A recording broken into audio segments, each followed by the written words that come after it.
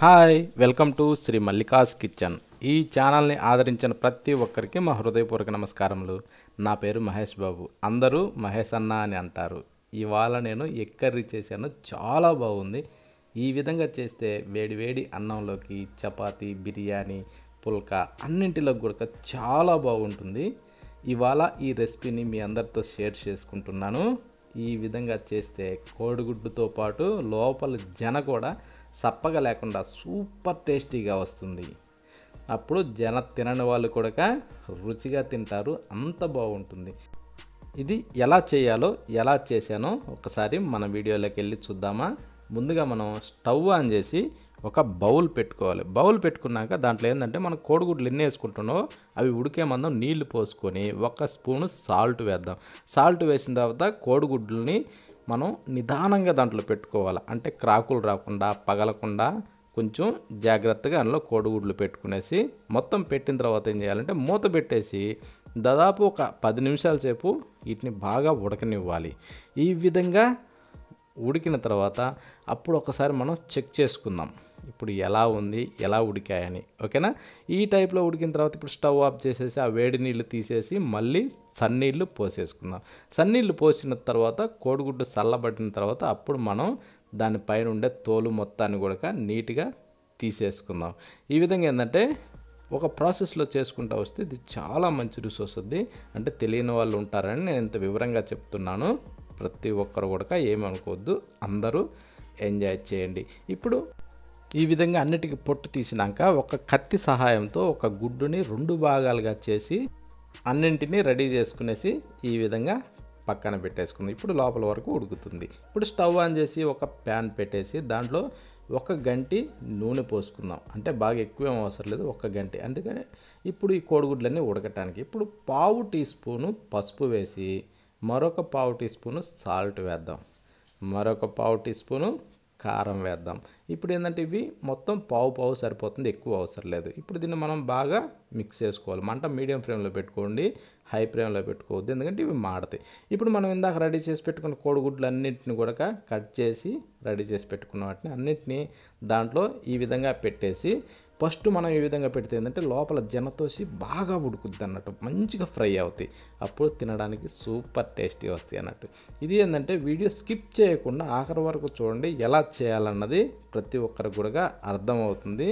మంచి రుచిగా కడుపు నిండా తినచ్చు. ఈ టైప్లో ఫ్రై చేసుకోవాలి, మాడకుండా చూసుకునేసి ఇప్పుడు స్టవ్ ఆఫ్ చేసేసి దీన్ని పక్కన పెట్టేసి ఒక మిక్సీ జారీ తీసుకునేసి ఒక 3 లేదా 4 టమోటాలని పెద్ద ముక్కలుగా కట్ చేసి అందులో వేసుకుందాం. ఆ టమోటాలు కూడా ఏంటంటే మంచి ఎర్రటి పండ్లు తీసుకుందాం, అవి మంచి రుచి వస్తాయి. ఈ టమోటాలు కట్ చేసేటప్పుడు కూడా లోపల ఈ గడ్డని తీసేసేయాలి, మొదల దగ్గర ఉండే గడ్డని తీసేసి కట్ చేసి ఇప్పుడు మనం మెత్తగా పేస్ట్ చేసి పెట్టుకుందాం. దీంట్లో నీళ్లు పోసే అవసరం లేదు, టమోటాల్లో ఉండే నీళ్ళే సరిపోతాయి. ఓకేనా?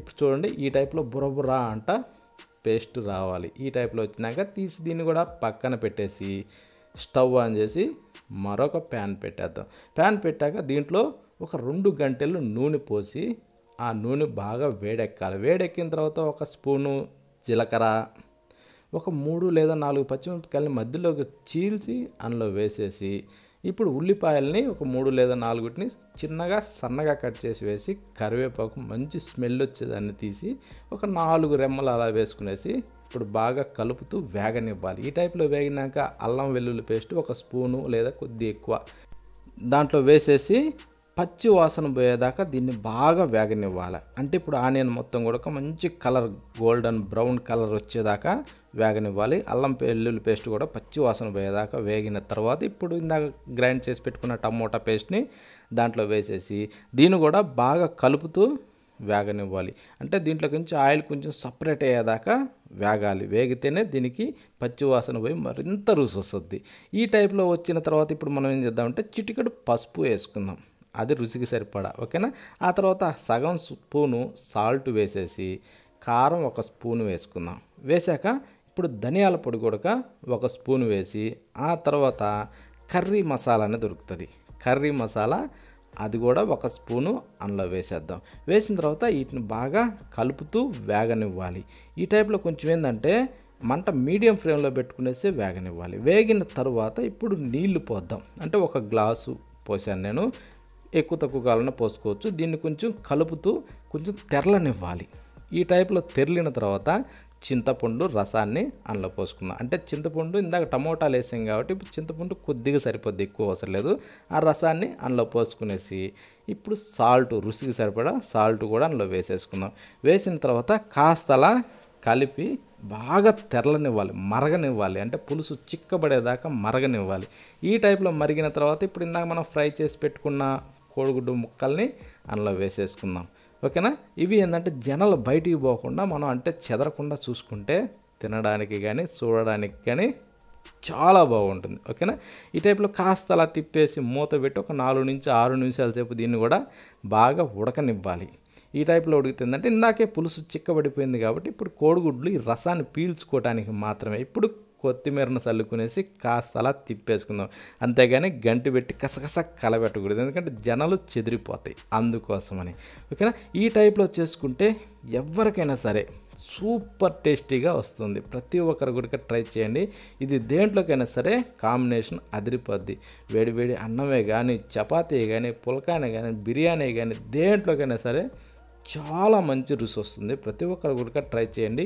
ఈ టైప్లో చేసిన ప్రతి ఒక్కరు కూడా నెంబర్ 1గా కడుపు నిండా తినచ్చు, అంత బాగుంటుంది. ప్రతి ఒక్కరు ట్రై చేయండి.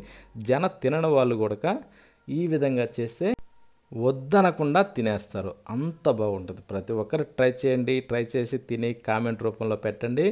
లైక్ చేయండి, షేర్ చేయండి, సబ్స్క్రైబ్ చేయండి.